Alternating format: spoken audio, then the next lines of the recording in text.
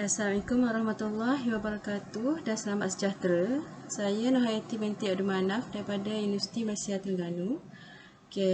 Pembentangan saya bertajuk Kesediaan Komuniti Hulu Terengganu dalam aktiviti Eco Pelancongan. Okey, sebagai pengenalan, kita perlu tahu apa itu pelancongan atau apa itu definisi Eco Pelancongan. Okey, Eco Pelancongan ni merupakan pelancongan yang bertujuan ke arah penggalakan skala kecil pelancongan yang berimpak rendah di kawasan semula jadi seperti taman negara, taman negeri, hutan lipo dan lain-lain. Okey, menurut Sessiones 1999, Rose and Wall 1999, Weber 2001, Eco Pelancongan ini merupakan perjalanan yang bertanggungjawab terhadap alam sekitar untuk menikmati dan menyedari sifat-sifat semula jadi, termasuk kebudayaan, pemeliharaan alam sekitar, meninggalkan kesan-kesan negatif yang rendah, serta ia juga melibatkan komuniti setempat dalam aktiviti sosioekonomi yang positif. Aktiviti Eco Pelancongan pada masa kini merupakan salah satu cabang sektor pelancongan yang penting di Malaysia kerana ia berkait rapat dengan konsep pelancongan lestari. Sebelum kita membincangkan kajian literatur, saya ingin menjelaskan bahawa menurut SET 2013 terdapat dua jenis produk Eco Pelancongan, iaitu yang pertama pulau dan pantai dan yang kedua alam semajadi dan aktiviti rasak. Produk Eco Pelancongan yang terdapat di negeri Terengganu ni adalah seperti Pulau Redang, Pulau Perhentian, Pulau Lang Tengah, Pulau Kaupas dan juga Tasik Kenyir. Menurut Adam 2018, Tasik Kenyir ni merupakan produk Eco Pelancongan yang terdapat di hulu Terengganu dan termasuk dalam produk Eco Pelancongan alam semajadi dan aktiviti rasak.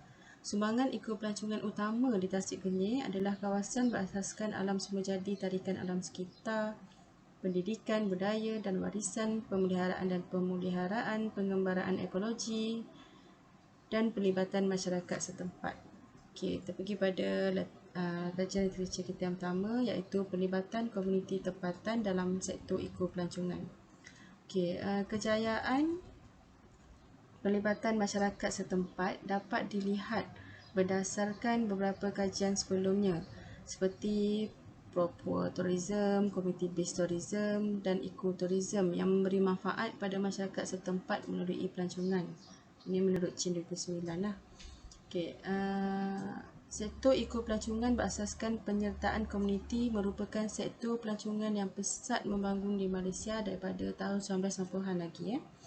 Eco Pelancongan menurut Leksa Kundilot 2004 iaitu merupakan salah satu bentuk keterlibatan komuniti dan community based tourism ni merupakan alat dalam pembangunan komuniti. Menurut Morfos dan Mann 1998, terdapat 7 jenis pelibatan komuniti dalam projek pembangunan iaitu pelibatan manipulatif, pelibatan pasif, pelibatan melalui perundingan, pelibatan bermotivasikan pulangan material yang diperlukan oleh penduduk, pelibatan berperanan, pelibatan interaktif dan pelibatan pergerakan sendiri. Yang kedua ialah kita tengok kepada kesediaan komuniti luar bandar dalam sektor Eco Pelancongan. Menurut Stehayen 1999-2007, Eco Pelancongan ini dianggap mampu membangunkan komuniti terutamanya kepada golongan wanita dan juga belia.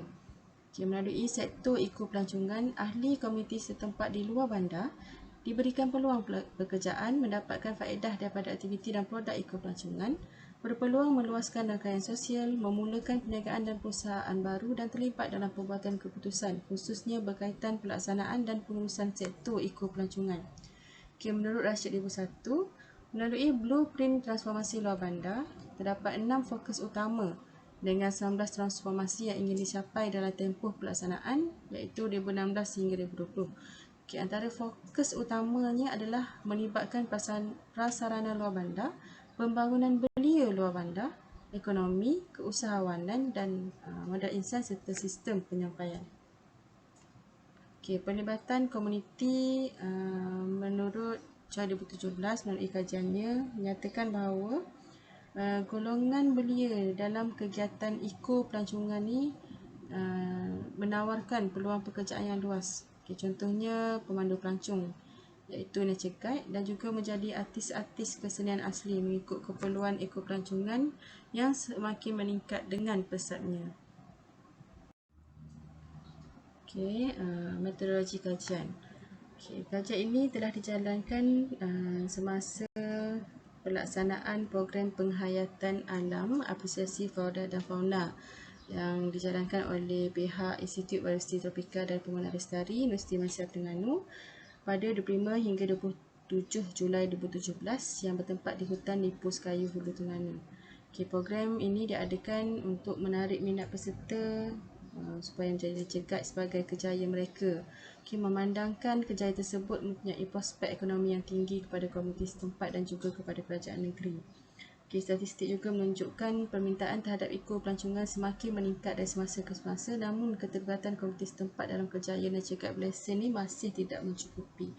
Antara objektif program ni adalah untuk memberi pendedahan kepada peserta tentang kepentingan memelihara alam semula jadi, untuk mengenali spesies flora dan fauna di hutan Nipus Kayu, menarik minat komuniti untuk menjadi pemandu pelancong dan juga sebagai landasan untuk menggabungkan ilmu saintifik daripada UMT dan juga ilmu tradisi daripada masyarakat setempat.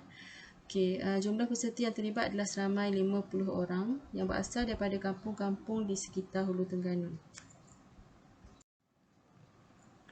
Kita lihat pada hasil kajian. Untuk demografi kajian, majoriti responden adalah lelaki yang berumur 21 hingga 25 tahun. Tempoh menetap adalah selama 6 hingga 15 tahun. Bilangan isi rumah adalah seramai 3 hingga 6 orang. Majoriti mereka adalah tahap pendidikan SPM dan masih belum bekerja. Kita lihat kepada faktor mereka hadir dalam program ni adalah majoriti mereka adalah untuk meningkatkan ilmu pengetahuan. Yang kedua, untuk menimba pengalaman, mengisi masa terluang.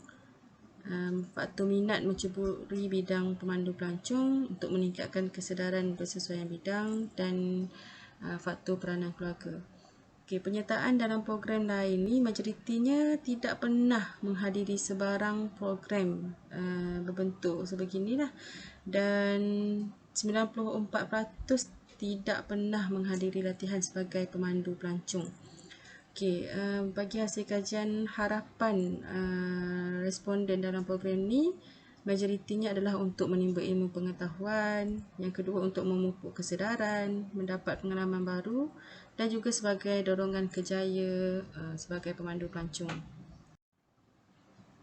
Seterusnya, penggunaan sumber flora dan fauna. Majoriti responden menggunakan sumber flora iaitu sebanyak 82.8%.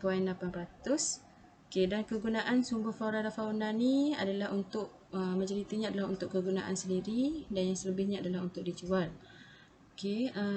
Penglibatan mereka dalam aktiviti pelancongan, majoriti 84% mereka tidak terlibat dalam aktiviti pelancongan dan hanya 15% yang terlibat.